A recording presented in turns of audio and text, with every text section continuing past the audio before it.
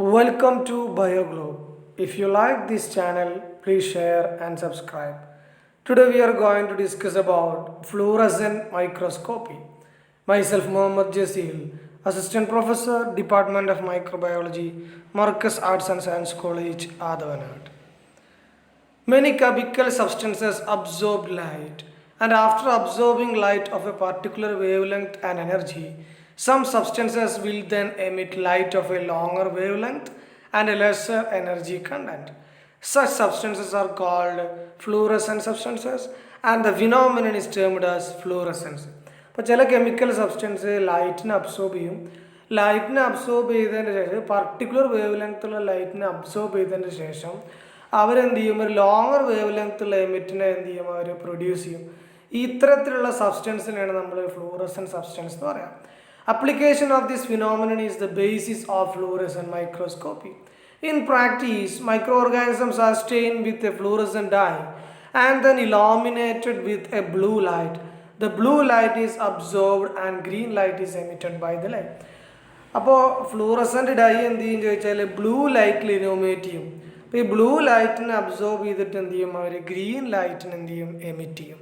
അതാണ് ഫ്ലൂറസെൻ്റ് ഡൈൻ്റെ പ്രത്യേകത. ഇതാണ് ഒരു ഫ്ലൂറസെൻ്റ് മൈക്രോസ്കോപ്പിൻ്റെ പാർട്ട്.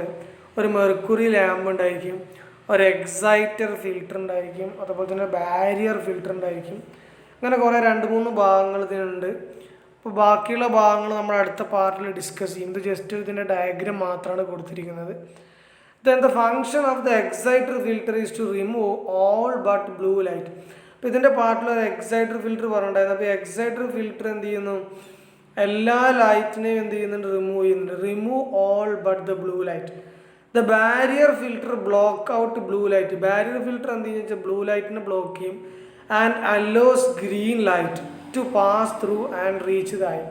അപ്പോൾ ലൈറ്റിൽ നിന്ന് ബാരിയർ ഫിൽറ്റർ ബ്ലൂ ലൈറ്റിനെ ബ്ലോക്ക് ചെയ്തിട്ട് എന്ത് ചെയ്യും, ഗ്രീൻ ലൈറ്റിന് എന്ത് ചെയ്യും, അലോ ചെയ്യും. Barrier filters are selected on the basis of the dye used. What are the important parts of fluorescent microscope?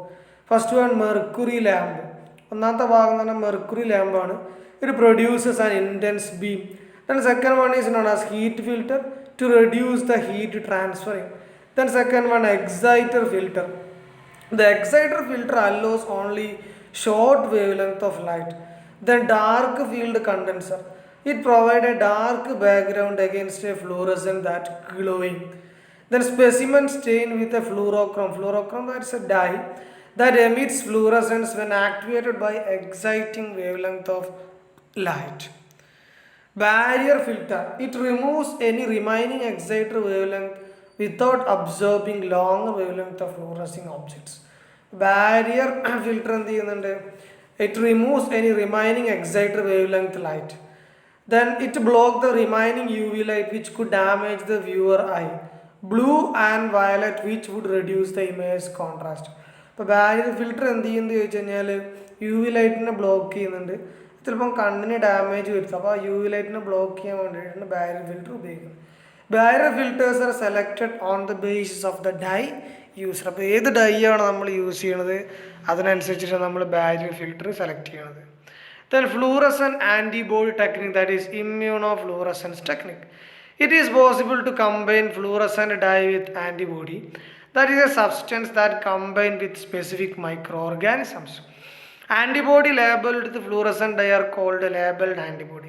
ഇപ്പോൾ ലേബിൾഡ് ആൻറ്റിബോഡി എന്ന് പറഞ്ഞാൽ ഫ്ലൂറസെൻ്റ് ഡൈയുമായിട്ട് ലേബിൾ ചെയ്ത ആൻറ്റിബോഡിയാണ് ലേബിൾഡ് ആൻറ്റിബോഡി എന്ന് പറയാം.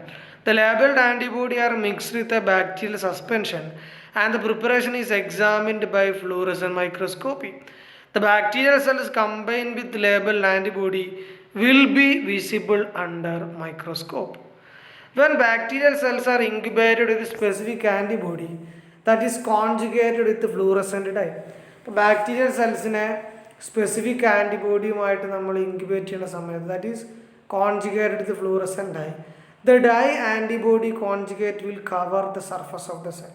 This technique is performed on a glass slide and the excess fluorescent dye antibody conjugate is washed off and examined by UV light microscopy.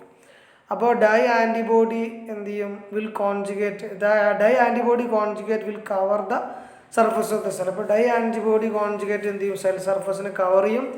ഇതൊരു glass സ്ലൈഡിലാണ് നമ്മൾ ചെയ്യുന്നത്. Excess fluorescent dye antibodies conjugate is washed off and examine under UV light microscopy. This is the result of fluorescent microscopy is the bacterial cell will glow brilliantly due to the fluorescence caused by UV illumination of the dye coated bacterial cell. അപ്പോൾ bacterial cell എന്ത് ചെയ്യാൻ പറ്റും, fluorescent brilliantly illuminated ആയിട്ട് കാണാൻ പറ്റും. By the dye coated bacterial cell to be seen as glowing in dark background. This is the result of fluorescent microscopy. Thank you for watching this video. If you like this video, please share and subscribe.